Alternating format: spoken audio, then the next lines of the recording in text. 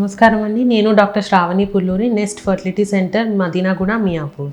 So ఇవాళ మనం discuss చేయబోయే టాపిక్ వచ్చి ఓవ్యులేషన్ ఇండక్షన్ అంటే ఏంటి. సో ఓవ్యులేషన్ ఇండక్షన్ అనేది ఎవరికి చేస్తాము, ఎటువంటి కపుల్స్కి మనం అడ్వైస్ చేస్తాము. పెళ్ళైన 1 year వరకు న్యాచురల్గా వితౌట్ ఎనీ కాంట్రాసెప్షన్ అంటే పిల్లలు కాకుండా యూజ్ చేసే పరికరాలు ఏవి వాడకుండా 1 year సీరియస్గా ట్రై చేసి కూడా పిల్లలు కాకపోతే కనుక మనం నెక్స్ట్ ట్రీట్మెంట్ వచ్చి ovulation induction with follicular monitoring అనేది సజెస్ట్ చేస్తాం.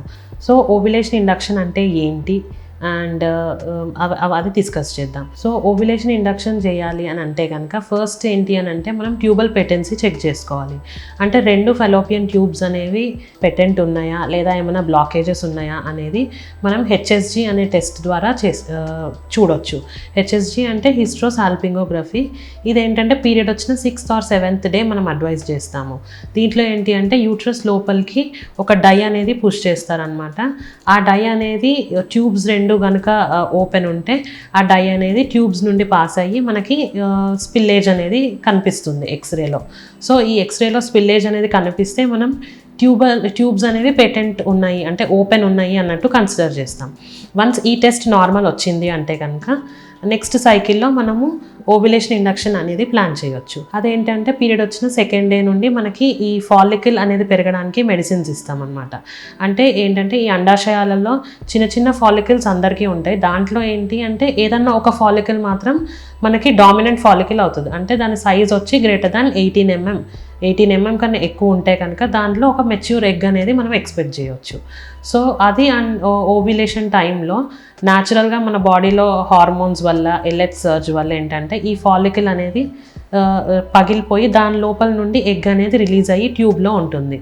సో ఆ టైంలో న్యాచురల్గా కలిసినట్టయితే కనుక ఈ హస్బెండ్ స్పర్మ్ అనేది త్రూ యూట్రస్ ట్రావెల్ అయ్యి ట్యూబ్లోకి వెళ్ళి ఆ ఎగ్ని కలిస్తే కనుక అది పిండం అనేది ఫామ్ అయ్యి మళ్ళీ ఆ పిండం రిటర్న్ వచ్చి గర్భసంచిలో అతుక్కుంటుంది.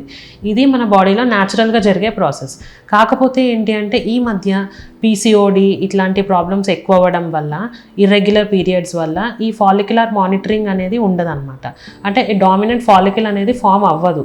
సో ఏంటి అట్లాంటి వాళ్ళకి ఏంటి అని అంటే మనం పీరియడ్ వచ్చిన 2nd డే నుండే మెడిసిన్స్, టాబ్లెట్స్ ఇవన్నీ ఇస్తాము. యాంటీ ఆక్సిడెంట్స్, ఈ ఫాలికల్ పెరగడానికి మెడిసిన్స్ ఇవన్నీ ఇచ్చి 10th or 11th డే నుండి ఈ ఫాలికల్ అనేది పెరిగిందా లేదా, ఎంత సైజు ఉంది, ఒకవేళ సైజు గ్రేటర్ దాన్ 18 mm ఉంది అంటే కనుక మనం ట్రిగర్ ఇంజెక్షన్ అనేది ఇస్తామన్నమాట. ట్రిగర్ షాట్ అంటాం దాన్ని.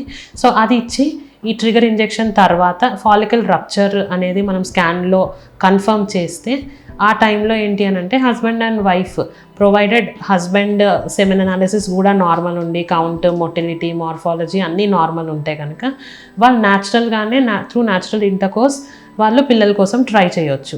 ఇలా చేస్తే ఏంటంటే కొంచెం కన్సీవ్ అయ్యే ఛాన్సెస్ బ్లైండ్గా ట్రై చేసేదానికన్నా త్రూ ఫాలిక్యులర్ మానిటరింగ్ చేస్తే మనకి సక్సెస్ రేట్ అనేది ఎక్కువగా ఉంటుంది. సో ఇలా ఈ ఓవ్యులేషన్ ఇండక్షన్ అనేది ఒక 2 to 3 months మనం జనరల్గా కపుల్స్ అందరికీ అడ్వైస్ చేస్తామన్నమాట. సో మీకు ఈ ఓవ్యులేషన్ ఇండక్షన్ గురించి ఇంకేమైనా డౌట్స్ ఉన్నా, దాని గురించి మీరు తెలుసుకోవాలనుకున్నా కానీ please feel free to visit nest fertility centre, Madinaguda, Miyapur. Thank you.